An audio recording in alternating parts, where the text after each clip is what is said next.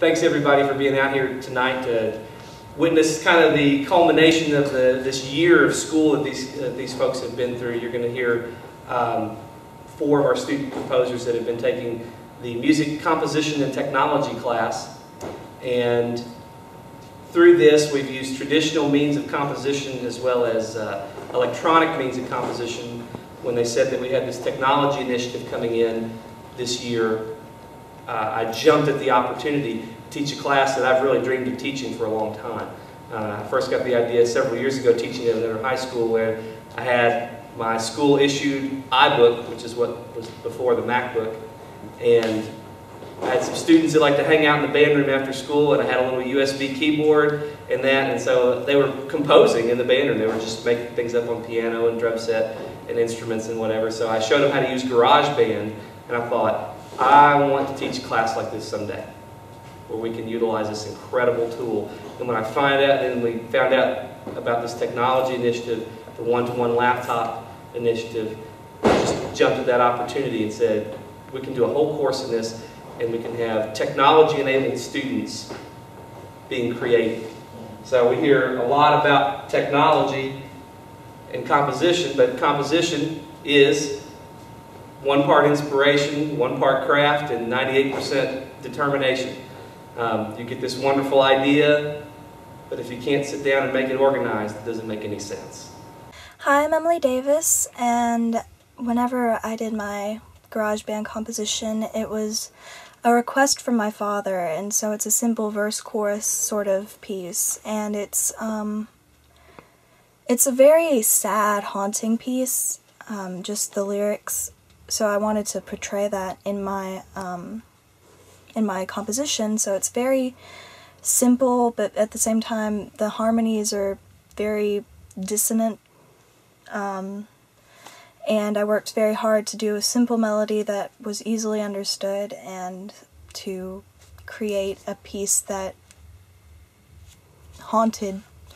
And I did harmony with myself, because there's no sound more haunting than listening to yourself twice. So it was very interesting to write, and very interesting to listen to later. So this first piece is called I Don't Know Yet, which seems like an unusual title, but whenever I first started writing it, I really didn't know what I was going to call it, and it just kind of stuck. I kind of left my little speech singing at home, so this is all improv. I Don't Know Yet is basically a song about a journey. Like, in the beginning it's in minor because, you know, journeys are bittersweet. You start out and you're like, you don't always know where you're going, and you're leaving people behind.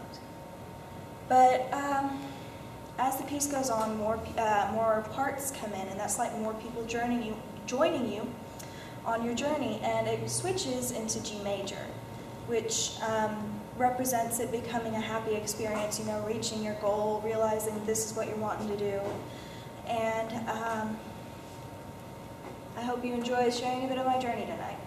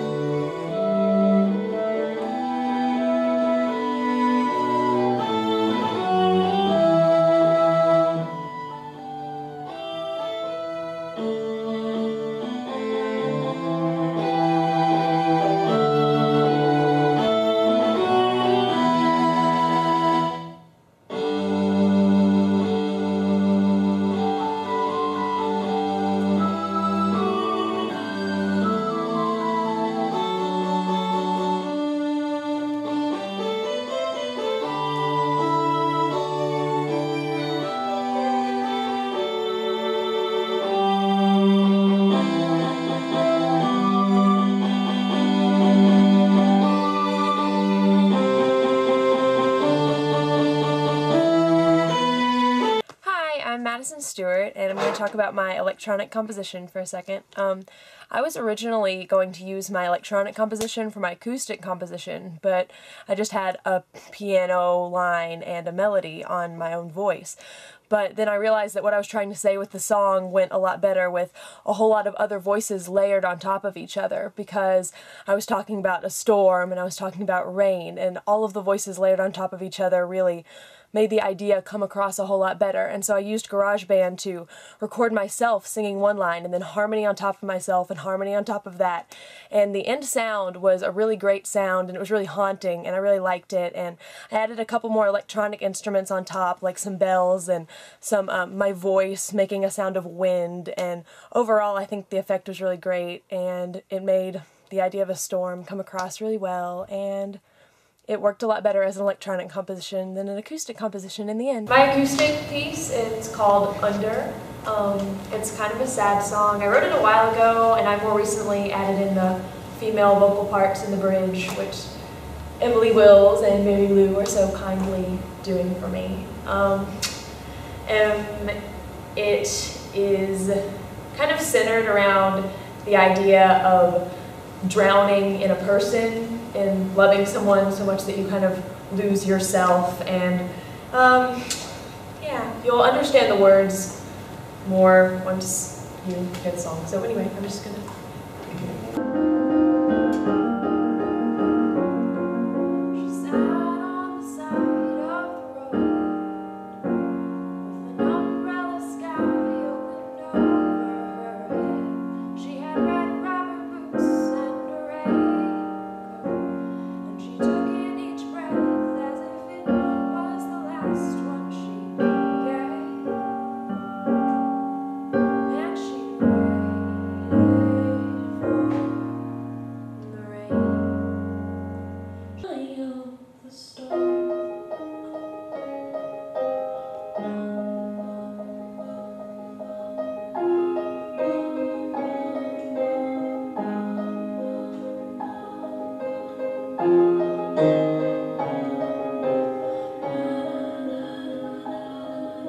whispers felt like raindrops on the ceiling.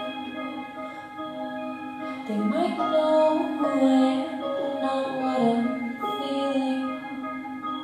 And I'm with you once before they said hello, but now that I've met your eyes, I simply cannot let you go.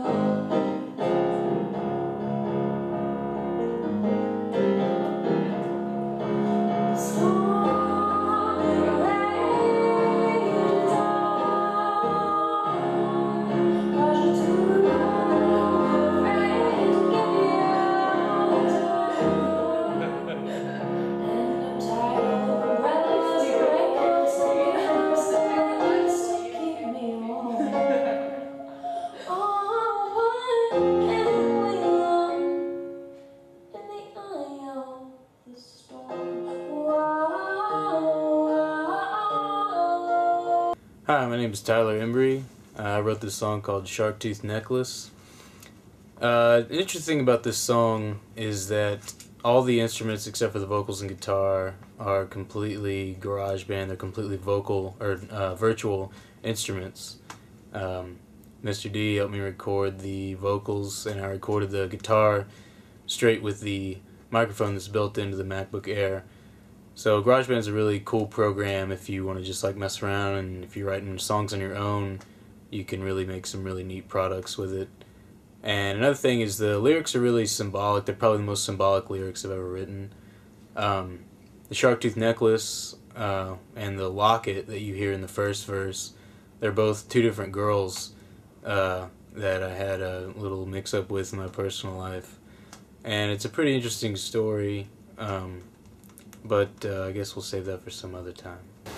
I don't want to go on blathering for too long. I don't have anything prepared, but I guess like Madison, I kind of write more, I don't know, I guess I listen to a lot of, I don't know, kind of pop rock kind of stuff, you know, the Beatles and things like that. So I just kind of write like my inspirations and stuff.